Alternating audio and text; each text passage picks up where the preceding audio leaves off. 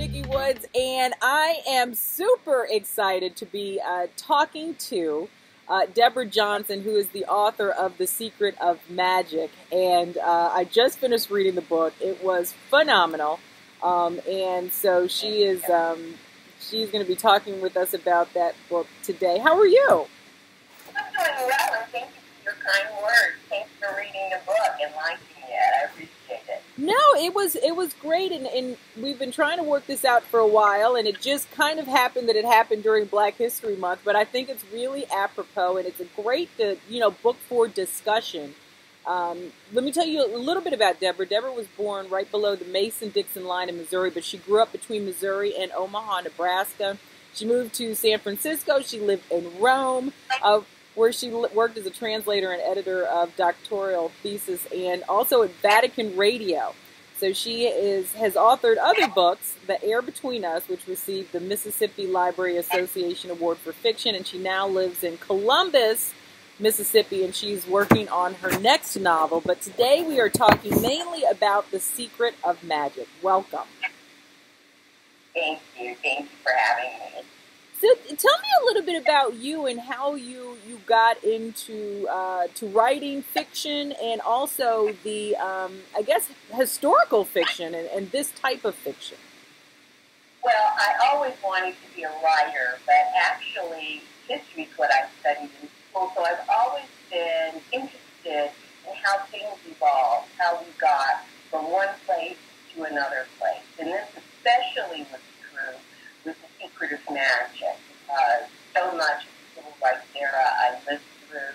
My parents lived, my grandfather who inspired the book actually, and these people, especially Thurgood Marshall, was always sort of a hero in our house. We knew, everything he was doing practically. Mm-hmm. So that's how I got into writing and why I write historical.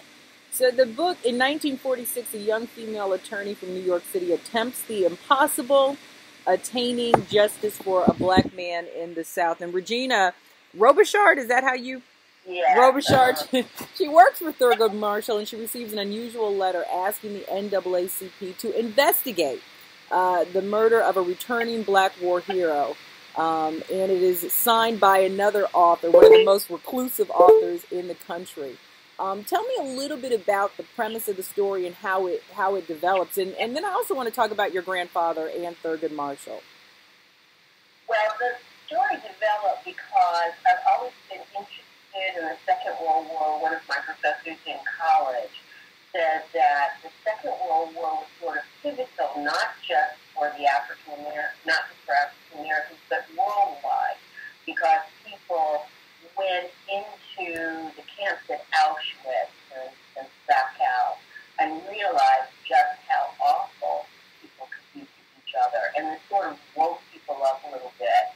And starting with Gandhi, who of course has been at it for a while, moving to Martin Luther King, then to other rights movements that we had, it was just sort of an opening. So I've always been fascinated by that, always been fascinated, as I said, by Thurgood Marshall and the work of the Legal Defense Fund, the early days of our present civil rights movement. Constance Baker Motley, who inspired the character Regina Robichard, was someone who, again, sort of grew up with, and she was just so phenomenal. And it was also phenomenal that he would hire a woman right, in 1946, which is her, or 47, which was her graduating class at Columbia Law School. So when I first received the book and I saw the title, The Secret of Magic, I think it kind of throws readers off just a little bit until they start to go through it, because to me it said that the book was going to be about magic, and I guess in some abstract ways it is. But really, Regina, the character, was captivated by a book written by this author, and it was called The Secret of Magic. Right. Yeah. Well, the title was actually the first thing after the premise that I thought of, because the whole secret of magic is to keep you looking in another place than where the actual problem is, that all these, like, sleight of hand things to be done. And this is what happens throughout the book, and also throughout, at least I hope it does, and also throughout Mary Pickett's book, too. Mary Pickett's book, The Secret of Magic, that people are always looking, the people in the book especially, are always looking in a different place from where the problem is, and that was one of the core things that Regina starts to look where the problem is, and is able to do this.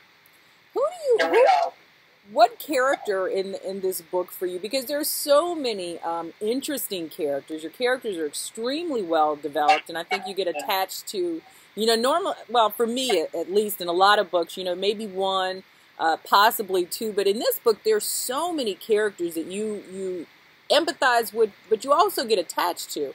For you, what character did you get attached to the most? Well, Willie Billy. He's my favorite. He's the one who reminded me a lot of my grandfather. I would think of my grandfather as I was writing him, and yes, him. But the others too, Regina, Mary Pickett. I was attached to Mary Pickett. Peach, a lot of people really liked Peach. I liked Peach a lot. I liked it. And just her complex story. And so, yeah, I don't know. When I get started, they were all, I lived with them for such a long time that they actually became like members of the family to me. So. How long did it take you from, concept to conclusion to write this book? Well, there's a huge editing process in the middle of it. I'd say it took me about a year and a half to draft it, and then another year and a half of serious editing to bring it close in. I had a really good editor. I've been fortunate. I've had two really good editors. Don Davis first for the year between us, and then Amy Einhorn for The Secret of Magic. So, yeah. So tell me about, because I know I'm connected, I'm an author myself, and I'm connected to a lot of authors, and I think that for us who write contemporary fiction, I've always been told by editors in that if you lose the backstory, you cut out a lot of the novel, which holds it back and doesn't move it forward. And that may be true for contemporary, but obviously backstory and history and research is a big part of this book. It's like a really, really engaging history lesson, I think, for a lot of us. So what is your research process for something like this? For something like that, well, for just about anything I write, but especially for something like that, I do basic research, and then I research as I go along, too. And a lot of it is done in books and archives. I really wanted it to be correct. I live in Mississippi, though, so everybody knows their own story. Yeah. They know their family story, and they know your family story, too. And so you get a lot of information just by going out to dinner. People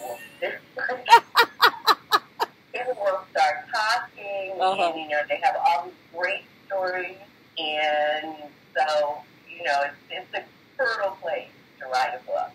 Is there going to be an addition to this book, or are you done with this story?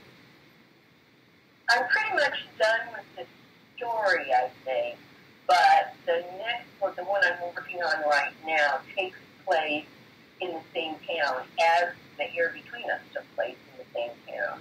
And so it's the same town, but a much more contemporary story. Do you have a preference, or is it just the stories just come to you? The story just came to me. With The Air Between Us, that story is based a lot actually, on things that happened to my father when he was first starting out as a surgeon in the 1950s. And so just different things. And so that one, when I placed it in Mississippi, that was the story, even though a lot of it happened in Nebraska. And the same thing is true with this, too. The World War II story, definitely, because of the research that I had done, and just different things that, at least for the next book, it's here. Are you ever going to write your story? My story is so boring. I don't think that it is, Deborah. All I do is sit in front of a computer all day long and, read I mean, just the most boring story. I'm not sure. How many hours do you write a day? I try to write every day, and I try to write 4 hours. I wish I could say that and sometimes more, sometimes less, depending on the day.